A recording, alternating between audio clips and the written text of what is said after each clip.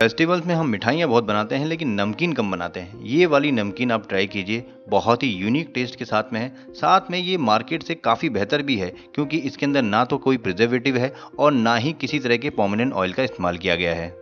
तो कैसे हैं मेरे स्वाद के मित्रों, मैं शेफ भूपी आपका स्वागत करता हूं अपनी ऑनेस्ट किचन में।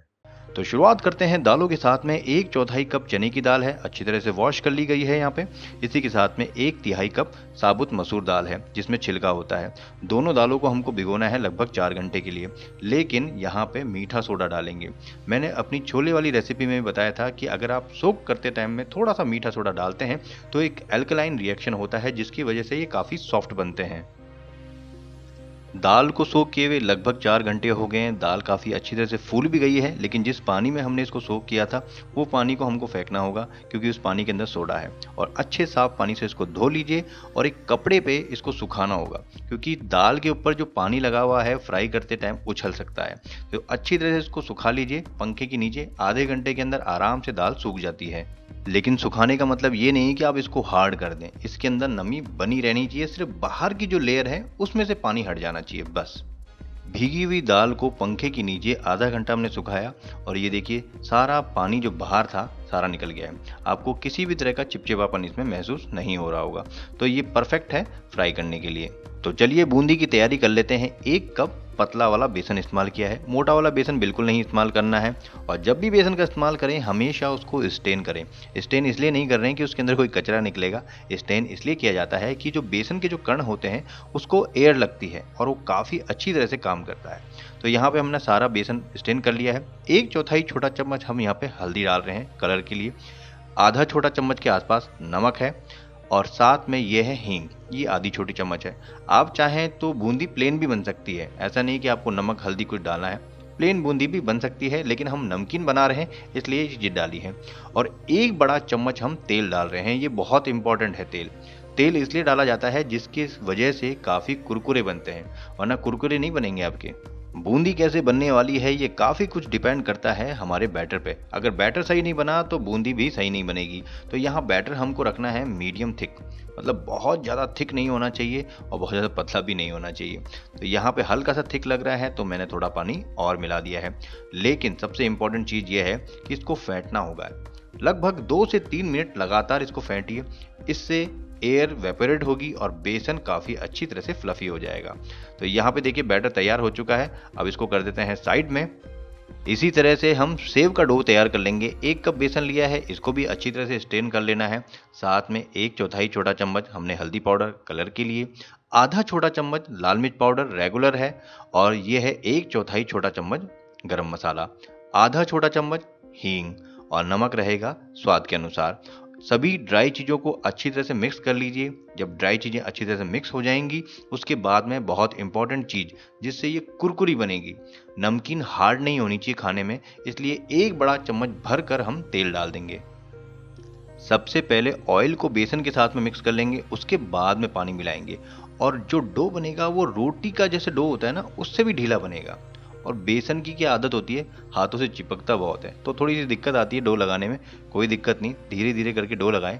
हल्का हाथों से चिपकता है तो आप थोड़ा सा ऑयल का इस्तेमाल कर सकते हैं, ज़्यादा नहीं करना, थोड़ा सा करना है। और हाँ, इस डो को थोड़ा सा मसलना भी है। इस तरह से इसको 2-3 बार पटकिए इस तरह से, तो काफ़ी अच्छी सेव निकलती है। ज़्यादा नहीं, 2-3 बार कर लीजिए, हो जाएगा।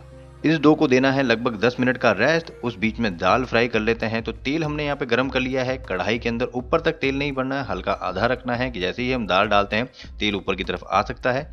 एक दाल का टुकड़ा डाल के देखिए, एकदम से ऊपर नहीं आना चाहिए, हल्का सा वक्त लगाना चाहिए, इतना ही तेल गर्म होना चाहिए। तो चलिए अब दाल डाल लेते हैं, लेकिन दाल हम एक स्ट्रेनर में डालेंगे। ऐसा करने से बहुत आसानी होती है दाल को फ्राई करने में, क्योंकि दाल के छुटके हैं, इधर से उधर भागते रहेंगे तो कैसे समेटेंगे। तो इसमें बहुत आसानी से हो जाता है। ऊपर नीचे कीजिए इसको, जिससे कि अच्छी तरह इसको हवा भी लगेगी और लगातार फ्राई भी होता रहेगा। दाल यहाँ पे तेल में तैरने लग गई है, मतलब कि दाल फ्राई हो चुकी है। लेकिन अगर परफेक्ट कैसे पता लगाएं, तो एक पीस निकालिए, उसको खाइए। अगर आपको कुरकुरी लग रही है, फ्राई लग रही है, कच्ची नहीं लग रही है, तो निकाल लीजिए इसको, क्योंकि भाई हमारा डेली का काम तो है नहीं। तो आप इस तरह से पता लगा सकते हैं। तो ये धो गई दाल हमारी चने की। अब बारी आती है हमारी मसूर की दाल। तो वही मीडियम हीट पे इसको फ्राई करना है। स्ट्रेनर में डालिए, इधर उधर नहीं भागेगी। अब इसका ध्यान इस बात का रखना है कि अगर ये बहुत तेज तेल हुआ तो इसके छिलके बाहर निकलने लग जाते हैं। तो इस बात का ध्यान रखना, मीडियम हीट पे ही रखना। इसको भी खा के देखिए, अगर ये लगता है कि कच्ची नहीं है तो निकाल लीजिए। हमारा बूंदी का बैटर भी यहाँ पे रेडी है, ज़्यादा थिक नहीं है। तेल यहाँ पे अच्छा गर्म है, ठंडा नहीं होना चाहिए। ठंडा होगा तो बूंदी नीचे बैठ जाएगी। स्टेनर जो घर पे स्टेनर होते हैं उससे हम बना सकते हैं बूंदी, या अब बूंदी का झारा भी मिलता है उसका भी इस्तेमाल कर सकते हैं। अगर बूंदी का झारा आपने नीचे रखा तो ये देखिए ऐसे लंबी लंबी सी हो जाएंगी, और ऊपर रखा तो गोल गोल बनेगी। थोड़ी सी ऊंचाई पे रखिए झारे को, इस तरह से रखेंगे तो गोल गोल बूंदी बनाएगी। और बनने के बाद में उसको थोड़ी देर फ्राई भी कीजिए, ये नहीं कि बन गई फटाफट निकालिए। थोड़ी देर फ्राई कीजिए, हल्का सा कलर आने दीजिए, उसके बाद निकालिए उसको। जब बूंदी परफेक्ट फ्राई होती है तो आपस में झुंड सा बनाने लग जाती है, चिपकने लग जाती है, मतलब कि बूंदी हमारी हो चुकी है। तो एक पेपर में इसको निकाल लीजिए जिससे एक्स्ट्रा ऑयल सारा निकल जाएगा। साथ में ये देखिए, जब स्टेनर नीचे था तो लंबी लंबी बूंदी बनी, और जैसे ही हमने ऊंचा किया तो गोल बन गई। और ये है घर पे नमकीन बनाने का सबसे अच्छा जुगाड़। आपको किसी भी लोकल दुकान पे ये मिल जाएगी, या फिर आप ऑनलाइन भी परचेज कर सकते हैं। यहाँ पे जो सेव निकाल रहे हैं हम पतली वाली निकाल रहे हैं, बहुत ज़्यादा पतली नहीं, मीडियम आप बोल सकते हैं। और अंदर की तरफ से हम यहाँ पे ऑयलिंग करेंगे। ऑयल यहाँ पे जाली पे भी लगाना है अंदर की तरफ से, और इसकी सतह पे भी लगाना है। ऐसा करने से क्या होगा कि जो डो होगा वो चिपकेगा नहीं और वेस्टेज नहीं होगा। अब डो को मशीन की शेप में हम यहाँ पे सिलेंडर नुमा बनाएंगे और इसमें फिट कर देंगे, और ऊपर से इस तरह से इसको पैक कर लेंगे। ऑयल का टेम्परेचर मीडियम होना चाहिए। अब लगातार इसको घुमाते जाइए और इस तरह से लंबी लंबी बनने दीजिए, छोटी बनाने की ज़रूरत नहीं है। उसके बाद में हाथों से या फिर नाइफ से इसको हटा लीजिए। उसके बाद में झर से इसको ऊपर नीचे कीजिए, क्योंकि जो तेल है वो ऊपर नीचे लगातार लगना चाहिए। अगर सही ढंग से तेल में फ्राई नहीं हुई, ऊपर ऊपर से फ्राई हुई, तो नीचे से सही ढंग से कच्ची रह जाएगी। तो ऊपर नीचे करते रहिए, और देखिए बबल्स यहाँ पे पूरे खत्म हो गए हैं, तब जाके हमने इसको निकाला है। और किसी भी पेपर में निकाल लीजिए जिससे एक्स्ट्रा ऑयल निकल जाएगा। अब बारी आती है बादाम और काजू को फ्राई करने की। ऑयल का टेम्परेचर बिल्कुल लो रहेगा, मीडियम भी नहीं रखना है, और धीमी धीमी आंच से इसको फ्राई करना है। लेकिन काजू और बादाम को जब फ्राई करते हैं तो ऑयल हल्का सा मटमैला हो जाता है, इसलिए आप चाहें तो इसको घी में डायरेक्ट शैलो फ्राई भी कर सकते हैं। तो चलिए, सारी चीज़ें अब फ्राई हो चुकी हैं, इनको ठंडा होने दीजिए। और ठंडा होने के बाद में यहाँ पर ये देखिए, इनमें बिल्कुल भी ऑयल नहीं लगा हुआ है, क्योंकि ऑयल हमने अच्छी तरह से फ्राई किया था और पेपर में भी रख दिया है, तो पेपर ने भी काफ़ी एब्जॉर्व कर लिया है।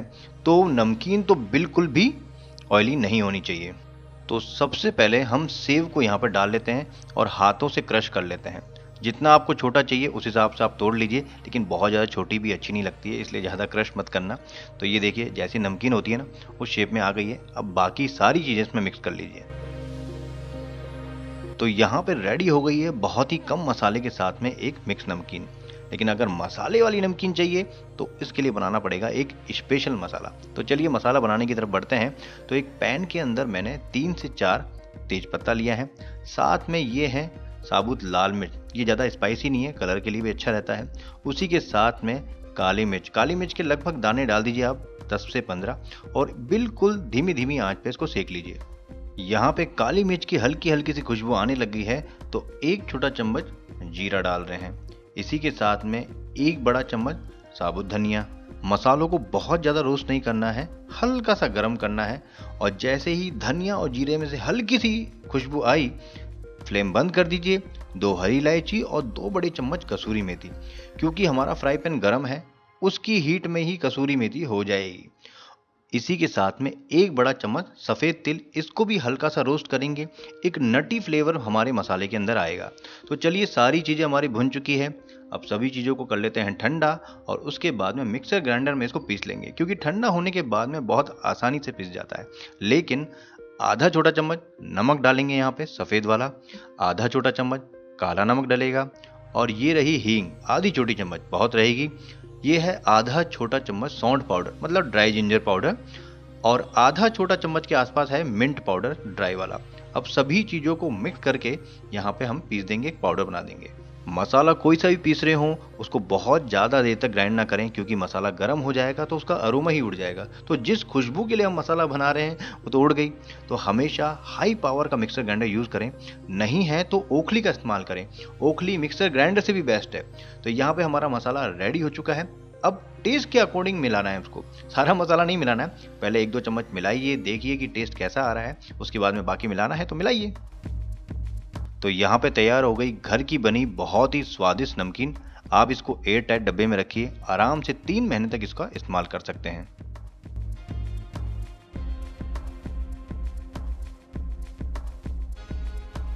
ऑनेस्ट किचन की रेसिपी हफ्ते में 3 दिन सुबह 11 बजे, मंडे, थर्सडे एंड सैटरडे जरूर देखना। तो फिर मिलते हैं नई रेसिपी के साथ में। जय हिंद दोस्तों, अपना ध्यान रखें।